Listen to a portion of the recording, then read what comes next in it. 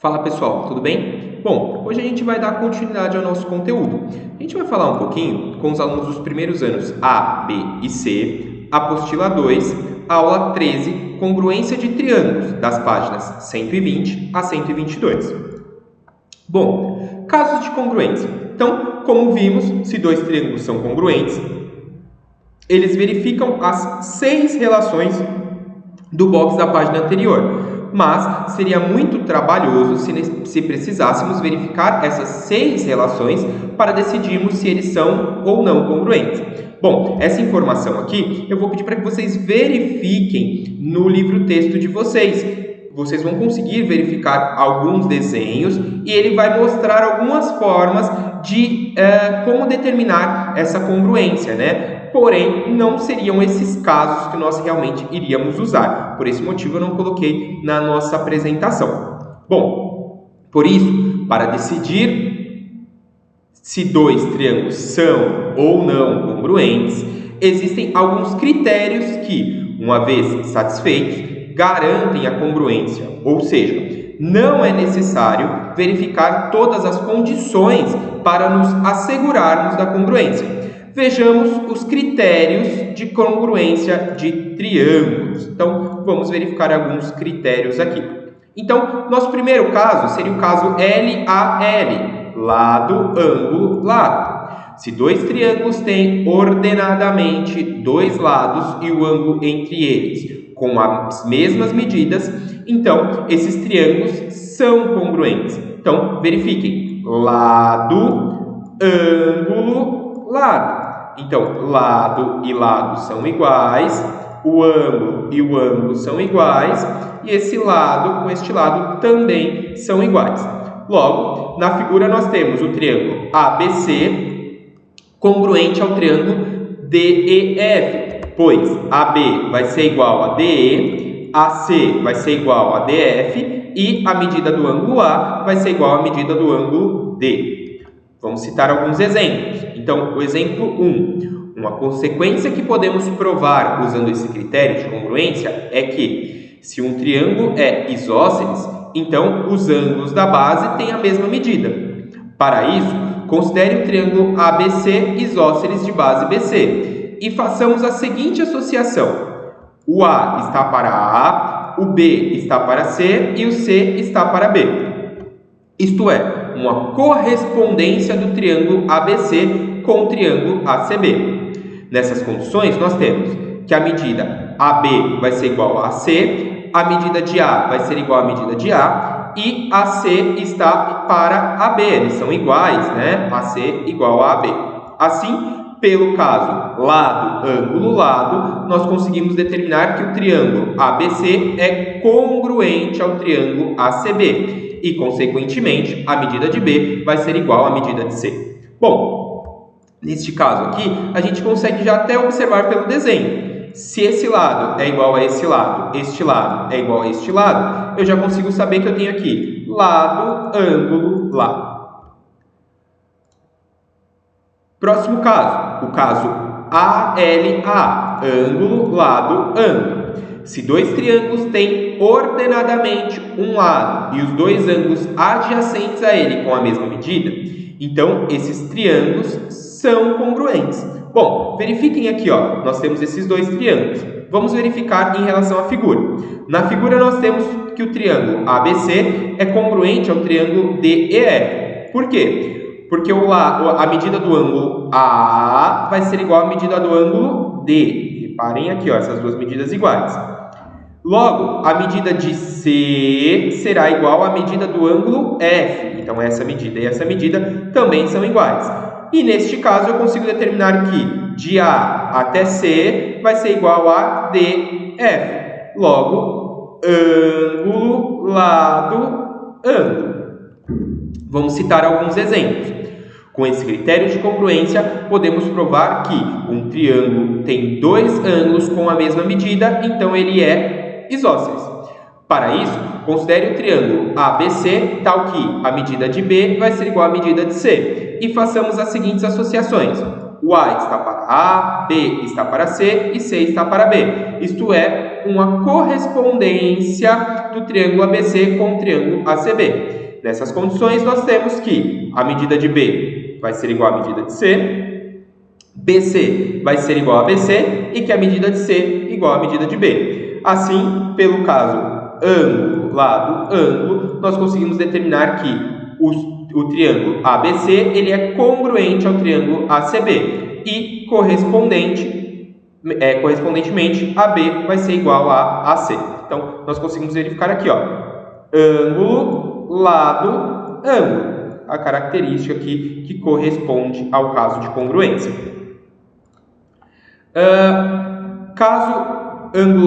Nesse caso, ângulo, lado, ângulo, é importante a gente lembrar o seguinte: um triângulo é isósceles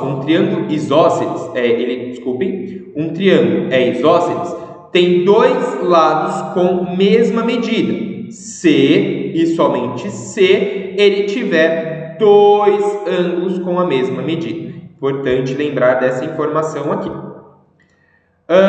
Caso LLL, neste caso, lado, lado, lado. Se dois triângulos têm ordenadamente os três lados com a mesma medida, então esses triângulos são congruentes. Então, vamos verificar aqui, ó. Este lado é igual a este lado, este igual a este e este lado igual a este lado. Vamos tentar entender. Aqui nós conseguimos determinar que o triângulo ABC ele é congruente ao triângulo DF, porque AB vai ser igual a DE.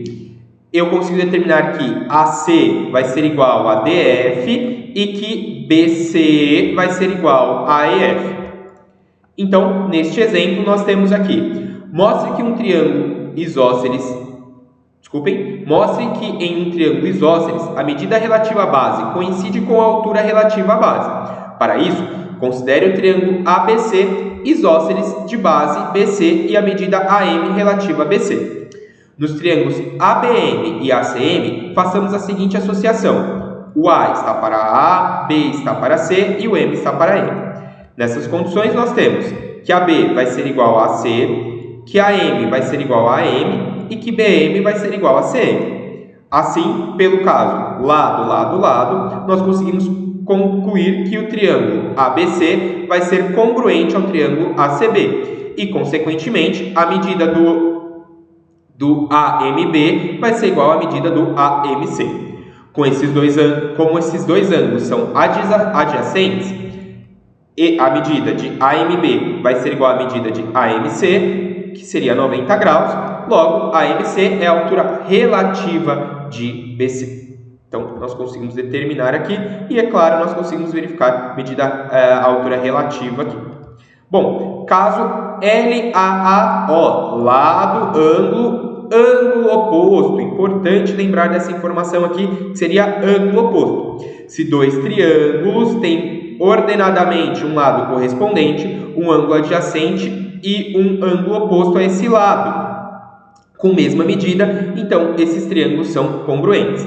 Na figura, nós temos que o triângulo ABC é congruente ao triângulo DEF, pois AC vai ser igual a DF e que a medida de A vai ser igualzinho à medida de D e que a medida de B vai ser igual à medida de E. Bom, um exemplo, mostre que um triângulo ABC, tal que a medida de B é igual à medida de C, a bissetriz do ângulo BAC é uma reta suporte de mediana relativa à base BC. Para isso, considere o triângulo ABC com medida B e medida C e a bissetriz AS do ângulo BAC. Nos triângulos ABS e ACS, façamos a seguinte associação: o A vai estar para A, o B vai estar para C e o S vai estar para S. Nessas condições, nós temos que a AS vai ser igual a AS, SAB vai ser igual a SAC e que a medida de B vai ser igual à medida de C. Assim, pelo caso lado, ângulo oposto, nós conseguimos classificar que o triângulo ABS vai ser congruente ao triângulo ACS e, consequentemente, BS vai ser igual a CS. Assim, S é o ponto médio de BC. Nós determinamos ele aqui. Logo, a S é a mediana relativa à base BC. E nós temos um caso, o especial HC, hipotenusa cateto. Se dois triângulos têm a hipotenusa e um cateto com a mesma medida, então esses triângulos são congruentes. Nós determinamos aqui, ó, ângulo de 90 graus e os dois catetos iguais. O exemplo 5 mostra que em um triângulo isósceles, ABC com AB igual a AC, a altura relativa à base BC, está sobre a bissetriz do ângulo BAC. Para isso, considere o triângulo isósceles AB igual a AC e a altura AH relativa a BC. Nos triângulos retângulos ABH e ACH, façamos a seguinte associação. Então, eu sei que o A está para A, B está para C e H está para H. Nessas condições, nós temos que AB é igual a AC e que AH é igual a AH. Assim, pelo caso HC, nós determinamos que o triângulo ABH é congruente a ACH e, consequentemente, a medida de BAH é igual à medida de CAH. Logo, AH está sobre a bissetriz do ângulo BAC. Uma observação. O resultado apresentado nos exemplos 3, 4 e 5 nos permite afirmar que, em um triângulo isósceles de base BC, a altura a mediana e a bissetriz relativas a BC estão sobre a mesma reta suporte. Bom, continuando aqui, nós vamos também fazer junto com esta aula, a aula 14, polígonos convexos, páginas 123 a 124. Bom, então vamos determinar. Então, nós temos aqui uma sequência de pontos distintos, de modo que quaisquer três desses pontos não sejam colineares, não estão no mesmo ponto, chama-se polígono a união dos segmentos, P1, P2, P3 e assim por diante. Bom, todo polígono possui alguns elementos que são comuns. Quem são eles? O vértice, que é o nome de cada ponto, a diagonal, ele é o segmento determinado por dois vértices não consecutivos. Por exemplo, o segmento P1 e P3 é a diagonal em cada caso. Então, nós conseguimos determinar aqui, ó, a diagonal dessas informações. E o perímetro, que seria a soma da medida dos lados do polígono. Bom, classificação de um polígono. Como a gente pode classificar? Neste estudo, trabalharemos apenas com os polígonos simples, que são aqueles que dois lados não consecutivos não se intersectam. As figuras 1 e 3 apresentam polígonos simples. Já na figura 2 temos um polígono entrelaçado. Então, nós temos aqui um polígono entrelaçado e essas duas aqui, né, 1 e 3, são polígonos simples. Bom, região poligonal. Todo polígono simples divide o plano em duas regiões, interna e externa. Dois pontos A e B do plano, diferentes dos vértices, estão em regiões opostas quando o segmento AB intersecta o polígono um número ímpar de vezes e estão em uma mesma região quando AB intersecta o polígono um número par de vezes. A região poligonal é a reunião da região interna do polígono com o próprio polígono. Bom, vamos determinar polígono convexo. Polígono convexo é um polígono C e somente C, quaisquer dos dois pontos tomados na região interna desse polígono determinam um segmento contido nessa região. Bom, então, polígono convexo, mas para a gente conseguir determinar, se eu traçasse uma reta aqui dentro, essa reta não ficaria para fora. Então, vejamos, eu verifico um vértice e vou traçar essa reta para qualquer vértice aqui. Ó, se eu traçasse essa reta para cá, tá vendo que a reta ficaria só dentro do polígono? Para cá, a reta ficaria dentro do polígono. Já o polígono não convexo, se eu traçasse uma reta daqui para cá, pode ser que essa reta ficaria exatamente nessa linha? Sim. Então, poderia ser polígono convexo. Mas se eu traçasse uma reta daqui para cá, tá vendo que fica para fora do desenho? Todas as vezes que minha reta ficar para fora do desenho, eu tenho um polígono não convexo. Aqui nós temos alguns polígonos que têm nomes especiais de acordo com o número dos lados que possuem, e aqui nós temos uma relação desses polígonos. Alguns ângulos e um polígono convexo. Ângulo interno. Bom, um ângulo interno de um polígono convexo é qualquer ângulo determinado pelas semirretas suportes de dois lados consecutivos. No polígono a seguir, o ângulo EAB é um polígono interno. Nós já conseguimos verificar aqui que nós temos o ângulo interno, né? Esse ângulo AI aqui, ó, é o primeiro ângulo aqui que nós determinamos. Já o ângulo externo de um polígono convexo é qualquer ângulo determinado pela semirreta suporte de um lado e pela semirreta oposta à reta de seu lado consecutivo. No polígono a seguir, o ângulo EAF é externo, então nós temos aqui o ângulo externo também. Bom, uma observação, uma consequência dessas definições é que a soma das medidas do ângulo interno e de um ângulo externo relativas ao mesmo vértice é 180 graus, uma vez que eles são adjacentes. A partir das definições de ângulo interno e externo de um polígono, temos duas propriedades importantes. A primeira propriedade, eu vou pedir para que vocês grifem ou marquem aí na apostila de vocês, é essa daqui. A soma das medidas dos ângulos internos de um polígono convexo de n lados é dado por a soma dos ângulos internos de um polígono vai ser igual a número de lados menos 2 vezes 180. Esta formulinha aqui. E aqui nós temos uma demonstração. Claro, nessa demonstração a gente tem uma série de informações. Importante para a gente lembrar desta fórmula aqui. E a nossa segunda propriedade. A soma das medidas dos ângulos externos de um polígono convexo de n lados, tomando um ângulo por vértice, é 360. Mais uma vez, temos uma fórmula aqui e nós vamos ter ela também aqui no final. Vou pedir para que vocês grifem também. Então, a soma dos ângulos externos de um polígono vai ser 360 graus. Bom, número de diagonais de um polígono convexo. Nós temos outra formulinha aqui, ó. Então, o número de diagonais de um polígono convexo de n lados é diagonal vai ser igual a n vezes n menos 3 dividido por 2.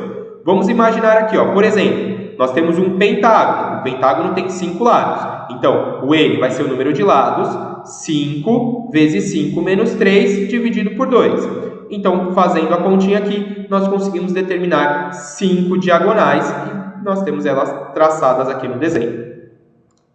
Bom, polígono regular, nós conseguimos determinar. Um polígono é regular quando é equilátero e equiângulo. Isto é quando todos os lados têm a mesma medida e todos os ângulos têm a mesma medida. Aqui nós temos alguns casos de polígonos regulares.